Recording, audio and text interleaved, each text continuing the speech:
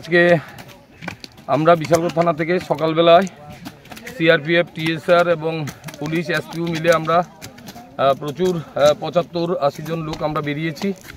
আমাদের কাছে খবর ছিল যে বংশীবাড়ি এরিয়াতে প্রচুর গাঁজা কাল্টিভেশন আছে। সেই মোতাবেক আমরা সকাল থেকে বেরিয়েছি। আপনারা দেখতে পাচ্ছেন আমাদের ডিস্ট্রাকশন চলছে। এখানে যে এরিয়াগুলোতে বংশীবাড়ি এলাকাতে যে ডিস্ট্রাকশন চলছে, এরিয়াটা পুরোটা forest land, RF land reserve ফরেস্টের। প্রচুর গাঁজা গাছ এখানে টিলা লঙ্গা মিলে এখন পর্যন্ত সকাল থেকে আমরা প্রায় ৪২টা মতো গাঁজা প্লট আমরা ডিস্ট্রাকশন করেছি।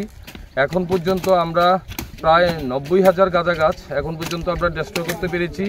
আমাদের ডিস্ট্রাকশন চলছে, কন্টিনিউ চলবে এবং আরও কিছু ইনফরমেশান আমাদের কাছে আছে যে আমাদের এলাকাতে আরও কিছু প্ল্যান্টেশন আছে, সেগুলোও আমরা দৈনন্দিন আমরা বেসিসে আমরা কাটবো এবং আমরা যে নেশামুক্তি যে আমাদের যে রাজ্য সরকারের যে ইনস্ট্রাকশন সেটা আমরা কমপ্লাই করব।